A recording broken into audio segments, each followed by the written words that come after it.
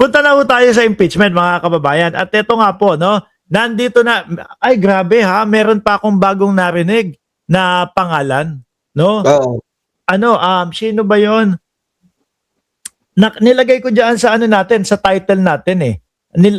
Nakalagay eh, parang merong pikit pa yung apelido. Oo. Tapos meron pang Lim, something like that, yung apelido. May papakilala ko yun. Papakilala ko sa iyo isa dyan. Kilala ko yung isa dyan eh. Oh, sige. Sige, play mo. Play ko muna isa-isa ha, kasi madami to eh. Oh. Please to page 2 Sandali. of the pretrial order. These are the admitted facts for Article 1. Ito muna yung kay Attorney Lorna Kapunan. O game, pakinggan muna natin. Pero madadaanan natin for sure yung mga pangalan doon sa dito sa... Mark, nasinenda ko sa GC. Kita mo yung isa. Tugman-tugma. Sige. Sandali Mamaya lang. ipakita mo na lang. Sige, play mo na. Si Diba? Di ba? Sabi ko sa iyo. Sandali. Hindi, okay, sige. Pakita na natin agad ito. Yung pala yung si Andy Lim. Ayan. Kita mo. Saan ba to? Ito. Dumito muna tayo mga bossing. Putik na yan. Accurate yan, Boss Mark. Mukha nga eh. Kasama. Ito daw si Andy Lim, mga kababayan. Ito yung Hindi na po kailangan ng cross-examination dyan. Mukhang hindi na nga. Totoo. Ito daw si Andy Lim. Kasi may mga napangalanan. Andy Lim. Ayan. Ayan. Ay, sandali. Sorry. Ayan. No? Aray ko. Ayan po mga kababayan.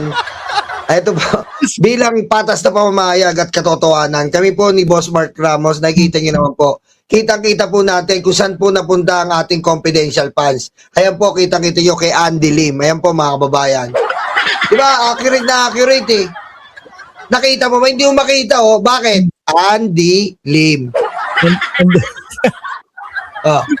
Parang may kumakalat na post, May kumakalat na post na itong vlogger nila Duterte. Kumbaga ang papangit daw ng mga vlogger na sumusuporta kay Pangulong Bongbong Marcos. Hindi nahiya sa itsura mo? Hindi ba nahiya sa kapugian mo? Nakakahiya, no? Nahiya. Legit ba yun? Legit. Sinabi nila. Ang papangit daw ng BBM vlogger. Tapos makikita mo ito, edits ni iShowSpeed. Aray ko. Ang dami ng subscriber ni iShowSpeed, Ilang million na yun? Ilan na? 8 yata. 8 million lang? Hindi ba sumusunod na yun kay Mr. Beast? Lagi pinapanood ng anak ko yun eh. Oo. Sabi ko nga sa anak ko, sabi ng anak ko, pa, tumumukha ko yan ba yung edits ni iShowSpeed? Ayan anak, alam mo na ngayon. Aray ko. Anyway, alisin na natin yan. Rumekta na tayo doon sa mga umpisa natin itong impeachment, Dito. Admitted facts. Kay Attorney Lorna Kapunan. Actually, sabi mo nga, halos 3/4 ng impeachment napanood mo na. Ako ngayon ko lang mapapanood, So, i-play lang natin. Grabe, Sabi ni Chaicher, Nyolo, baliw ka daw, Yay. Sabi ni BMB Sen 23, nahiya naman si Andy Lim kay Nyolo, Pogi at Sir. Kaya nga Si Boss Mark na lang putak panis na panis yan, boy. Hindi, ako kasi, hindi ako pala pintas eh. Hindi ako masyado mapintas. Pero kapag kayon talagang minsan, nabubisit ako, nainis ako, tapos inumpisahan yung pagbablog nila ng pamintas, doon saka ako bumabanat. Pero yung sasabihin mo na, pag wala na akong masabi, tapos dadalihin ko sa ad hominem, hindi ako hindi ako more on ganun eh. Kaya siguro yung i-play mo. Okay. Are stated in the said pretrial order. I call your attention please to page 2 of the pretrial order. These are the admitted facts for Article 1 on the misuse and misappropriation of confidential funds. Ayan. I will not read them anymore, but I'd like to highlight certain admissions. The lady may proceed for the guidance of the senator judges. Thank you, Your Honor. As can be seen from the screen, first, the OVP, Office of the Vice President, had confidential funds in the fixed amount of 125 per quarter. Ito nga yung sinasabing Yan. 11 days. Yan yun. Oo. Ito yung sinasabi na ginastos sa loob lang ng 11 days daw. So, explain ko na para maliwanagan yung mga DDS eh. Sige, play mo muna. Gusto mo? Sige. Ano ba unahin natin? Play ko na o paliwanag? Ikaw. Kahit Sige. bahala ka. Ganito po kanyan. Yung mga hindi po nakakaunawa, syempre po kami po dito nila Boss Mark, alam po namin yan kasi hindi naman po kami mga DDS vlogger na lang kayo ng react na pang-utot na walang malalaman. Kami po, ang confidential funds po, intelligence funds, hindi po basta-basta nakukuha yan. Ang ginagamit lang po yan sa national threat, sa mga intel, sa mga iba't ibang mga bagay na may kinalaman po sa national security. Hindi po yan pinambibili ng bangko, hindi yan pinambibili ng kalan, computer, may iba pong nakalaan na proyekto para doon or budget. Yan, ito pong confidential funds ay merong designated lang po na paggagastusan. Yun. Umpisa pa lang. Umpisa lang yun. Tuloy ka.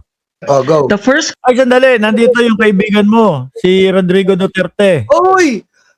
Tatay Diggs! Garapon! Kamustahin mo muna, kaibigan natin yan. No? Kamusta ka na, Tatay Diggs? Wala ka na bang makamay dyan sa daig? Wala ka na makamay, no?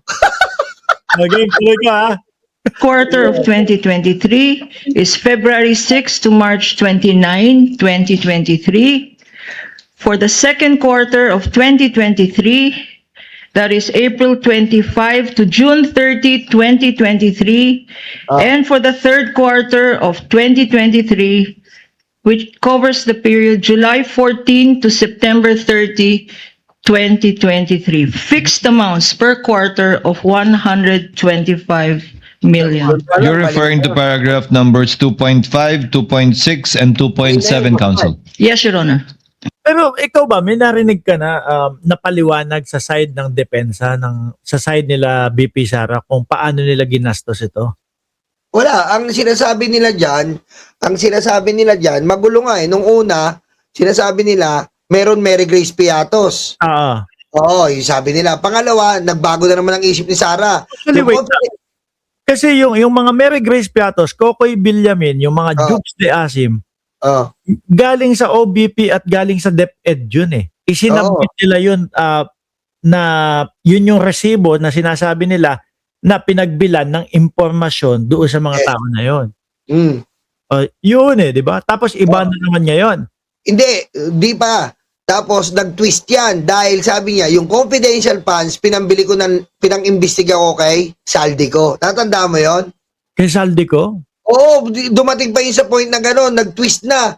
Yung confidential funds ko, ginamit ko ng pag-iimbestiga ng laptop ni Saldico. Ganon. Ang daming bali-bali ng salita ni Sara Duterte yan. Ngayon, maganda yung may impeachment, mga kababayan, malalaman natin talaga kung saan niya ginastos. At pangalawa po, mga kababayan, ang confidential funds po, hindi po fix yan. Hindi po fix. Kasi nga po, kapag mag-gather ka ng information, pang-gather lang po ng information yan eh. Hindi naman fix yung ano mo eh. Hindi naman palagi sila yung agent mo eh. Correct. Iba't iba yan. Depende po sa sitwasyon ng iimbestigahan. Halimbawa po, dito po may NPA. Halimbawa, dito sa Batangas may NPA. May mga agent ka yan, 5 lang. O 5 bibigyan mo. The next, project, may iba na naman. Hindi po pwede, hindi po pwedeng fix ang ating binabayad sa confidential fund. Si Sara po, fix 125 million. Mali po yun.